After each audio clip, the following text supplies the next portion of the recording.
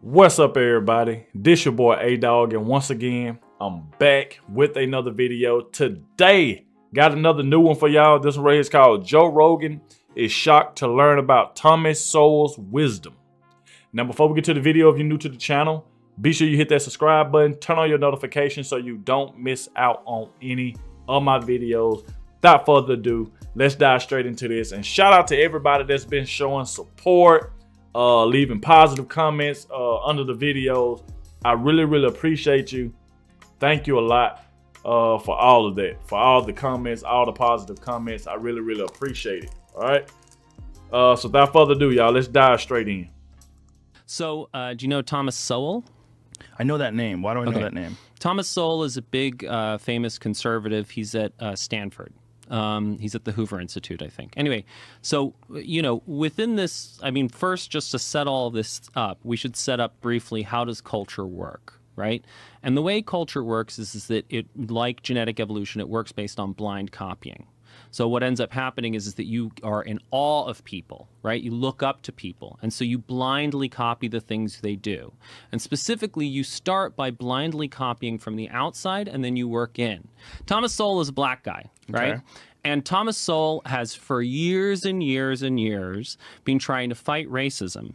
But he's been trying to fight racism by having a conversation about culture. Right? And the fact that there are essentially two different sort of, you know, we're speaking broadly here, right? But this is for the purposes of communication. We're going to tell a simple story to start off with, right? So broadly speaking, he puts two different cultures of people with dark skin next to each other. And one culture is these people from the West Indies. And one culture is this group of people who grew up in the South with slavery and all that sort of stuff. Now, what one group, the West Indies group, does really well. So a lot of the successful black people like Colin Powell, are originally from that cultural heritage. The other group is the group that you find in ghettos and African-American communities and all of that sort of stuff. They don't do well, right? They don't get good education. They, you know, shoot each other. There are all these sorts of things. And the reason why Sowell has been telling this story is because he's been trying to say, you know, when liberals look at the people in ghettos, they say, ah, racism. That's why they're not succeeding. Dang. And Sowell is saying, no, it's not. Because if you look at this group from the West Indies, they also came from the experience of slavery. There was slavery in the West Indies. They are also black, so they also face racism, and yet they do well. So it has to be something else. And that other thing is the fact that these black people who are in the South, there's always been a big question, were black people robbed of their culture, or did they preserve their authentic African culture? And what Sowell is saying is that they were robbed of their culture, and so they picked up the culture of the people around them, and the people around them were rednecks. And if you look at the white redneck culture and the black redneck culture, they have a lot of the same values. They don't particularly respect education. They love Jesus. They use violence in their conflicts, and they, you know, there's just, you know, a lot of the same values and a lot of the same outcomes. And even Ebonics, which is, you know, Black English, is actually all from the west of England.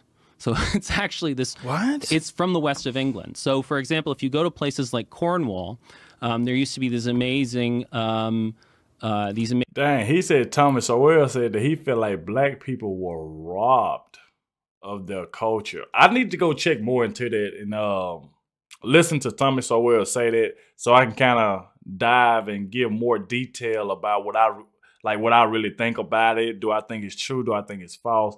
I would really like to know that. Y'all let me know down in the comment sections what y'all think about that part right there. But I definitely need to go kind of do my research on that and see what's going on with that point right there, though. But he's saying that's what Thomas Sowell said. Well, amazing ads on British TV, right, for this this Devon custard or whatever, and they would always say, Devon knows how they make it so creamy, and they all talk like this, right? And so it doesn't sound like Black English, but they do say things like, I be doing that, and we be doing this, and you be doing that, and they be doing that. And so there's that use of that copula be, right, where instead of saying I am, you are, he is, she is, they are, they just say I be, you be, we be, they be, which is the classic feature of Black English, African-American vernacular English. Dang, right. I didn't now, know that. The point is that... Mind blower. Mind blower. I'm now, telling you. Let's imagine that, how do you think that Thomas Sowell has been received by liberal America? not well. Not well. Not well. And so, for example, Sowell has a book called Black Rednecks, White Liberals. Okay? And his whole point is that, you know, if you actually, and, you know, again, like Sowell is, you know, he researches the shit out of this stuff. He really does this work. Now, and that's another thing that I was saying, like when I've been doing like a lot of my Tommy Sowell videos, like whether it's the ones about the slavery, like him talking about slavery or anything else. And like, that's all I see in the comment section that y'all normally say. Y'all like, yo, this man is smart. He knows what he's talking about. And there are a few other people that be like, I don't like Tommy Sowell. I don't think that what he be saying is right, which is fine. Because like I said, I feel like everybody's entitled to their own opinion of what they think about a person. If you think that what he says is wrong or whatever he says you think is right, I mean, we all got our personal opinion of what we think. That's fine. That's okay. But for me, for the most parts, though, I've seen a lot that he's made a lot of sense, especially when it comes to like a lot of like some of the videos I've been doing with the slavery and stuff, the way he be talking. I'm like, damn, I didn't know that. Like the ones they were talking about, that he was talking about some things that wasn't taught in school. I'm like, damn, I didn't know that. I mean, at least my teacher didn't ever tell me that. So it is like some stuff that I get from Tommy Sowell that I been listening to him talk on some of the videos that I have done. And I'm like, yo, I have learned some things from the man, you know, of stuff that I didn't know, you know, but let's go. If you look at the experience of African Americans after slavery, they start to make real progress, right? And a large part of the reason why they make progress is because you start to get a lot of people from New England, either, you know, black people from New England or white people from New England, who come down and sort of reshape the culture. They create these schools and they're teaching those New England values, right? It's those Puritan values of hard work, tenacity, all of that sort of stuff. And so there's all this progress. And you have people like Booker T. Washington. And Booker T. Washington was an actual slave. And then after he got his freedom, he got to go work in a salt mine, which is literally the worst job ever. And in Booker T. Washington's Up From Slavery, he tells this great story about seeing a schoolhouse, right? And that, you know, he thought that going into a schoolhouse was about as close to heaven on earth as you could get. Whoa. Like, this is a dude who wanted an education really, really badly. And that's a lot of what you find in the, you know, early black experience in, you know, the post-slavery period. And in fact, you know, blacks, you know, before sort of World War II actually had higher rates of marriage than whites. All of these sorts of things that, you know, are now supposedly a problem.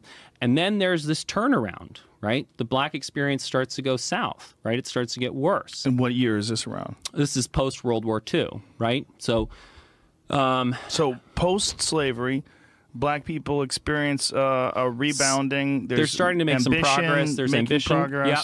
And I mean, you know, if in terms of books to read, like, you know, I'm telling you, like, I'm over here feeling like Joe Rogan. Like, I'm telling you, like, he just as shocked to me because some of the things that this guy is saying, I'm like, I didn't know. So I'm like, I'm just like Joe. I'm over here like, wow, bro, I didn't know that. For real? You know what I'm saying? I'm like, wow. And I don't even know this guy's name, but obviously, you can tell he studies a lot on Tommy Sowell, so he knows what Tommy Sowell be saying and where he reads about. So obviously, this guy knows. I don't know his name. Maybe y'all can help me out with that in the comment section. But obviously, you can tell he's done his research before he got to this podcast to talk to Joe Rogan about it. But I'm just as speechless as Joe is. Like, I'm over here like, man, I did not know that. You know, just because a large part of what I'm trying to do in general is really let's move to the place of all people are created equal. Like, let's remove all these stupid distinctions, right, and really live that principle. And the problem is that in order to really live that principle, you need a new narrative that beats slavery.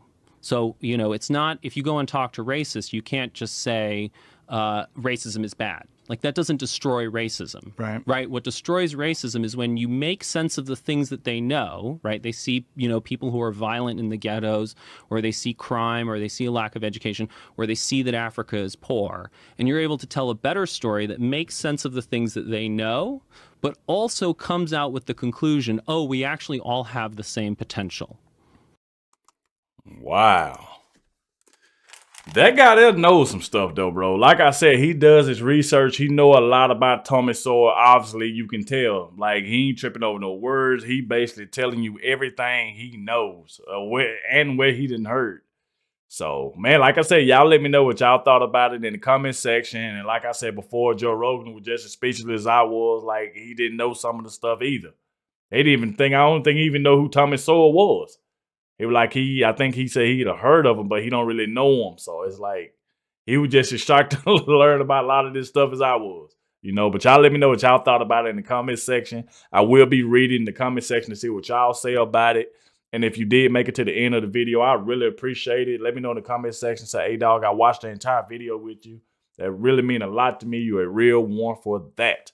But like I said, we have made it to the end of the video. If you did enjoy, make sure you hit that like button, subscribe to the channel. It's your boy Adogg, and I'm going to catch y'all in the next one.